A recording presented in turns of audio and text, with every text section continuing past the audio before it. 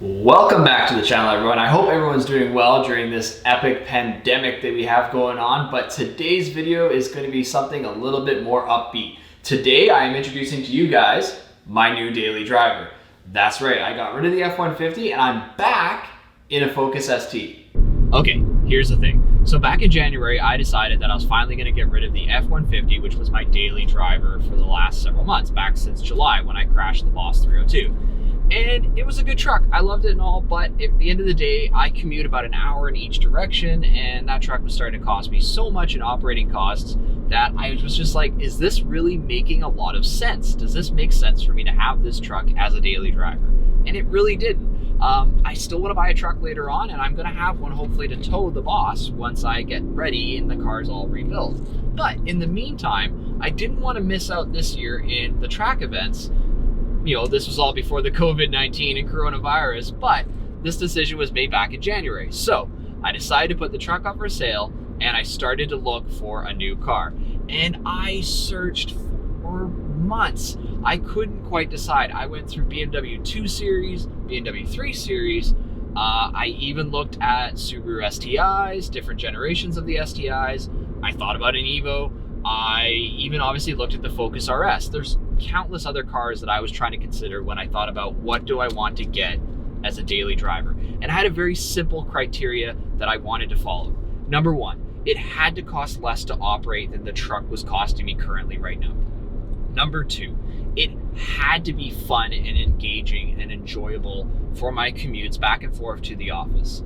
Number three, it absolutely had to be track ready. So that one really made me sway back and forth on a lot of different cars. Sometimes I'd look at this car and go, well, this car's perfect. But then when I'd look at how much it would cost to get a really clean one, say the Focus RS, for example, let's get rid of the elephant in the room. We're talking, you know, in Canadian dollars, getting close to about $40,000 for one of these cars. Now, as a lot of other you guys have probably noticed, if you're into cars like me, you've watched lots of videos and you've seen people kind of, you know, sway the pros and cons of a Focus RS. And I started looking at it and going, okay, I'm gonna have to spend a fair amount of money to kind of fix a few things that I know that I would want to have out of that car.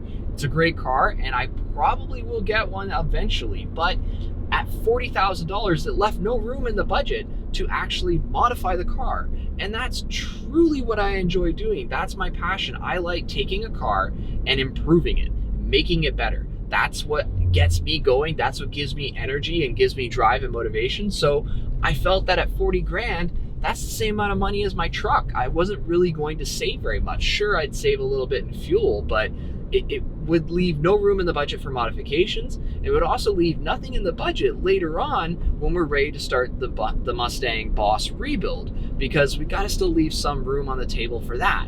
So that kind of scratched that one out. So I started looking at some other cars, and by the time you start factoring in how old they are to fit the budget and everything else, and then you start looking at aftermarket support, there wasn't a lot.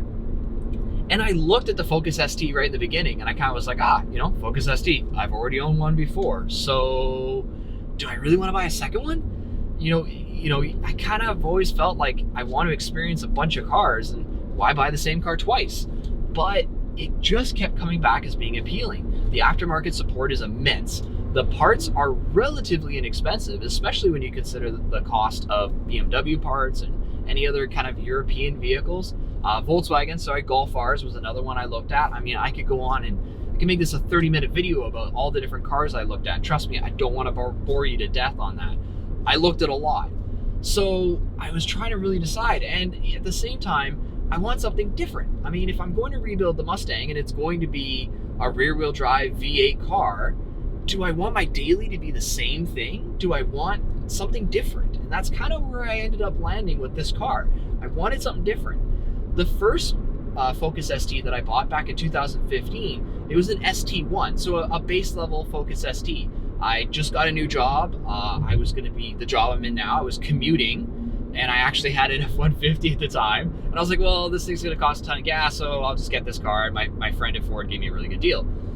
So I ended up getting it, and I never modified the car. And to me, that was my biggest regret, is I never gave the car a good opportunity to see what its potential was, because I just left it stock. And there were so many things about it that I just felt like could have been improved. But when I bought the Boss, I kind of was standing there. I had both cars at the same time, and I said, well, what car do I want to put my money into? I want to put the money in the Boss. I don't want to put the money in the Focus. It doesn't make much sense to me. So that's why I ended up deciding to ultimately sell the Focus. Was I felt like, hey, the Focus RS came out, because it came out 2 years later. I was like, I don't know how much more value this ST is going to hold, considering the RS is the hot new car. I better get myself out of this thing quick before I lose too much money. So that's what I did. I sold it, completely stock, to a guy. I hope he's thoroughly enjoying it. And thanks to Facebook memories, apparently I sold it 3 years ago this week. So it's kind of interesting that I'm back full circle 3 years later. I'm back in another Focus. So this car's not staying stock. We are going to have some fun of it. This is going to be a build series that I'm going to have on the channel, building this car up.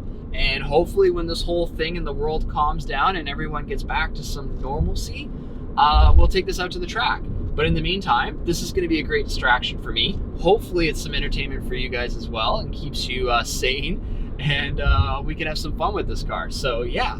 All right, and we are getting started on those modifications right away. As you guys can see, I've accumulated a few parts here that I think will keep me busy over the next little quarantine. All right, guys, stay tuned. In this series, I'm going to start breaking down all of the parts that I have in front of me as we start to install them on my Focus ST. Stay tuned.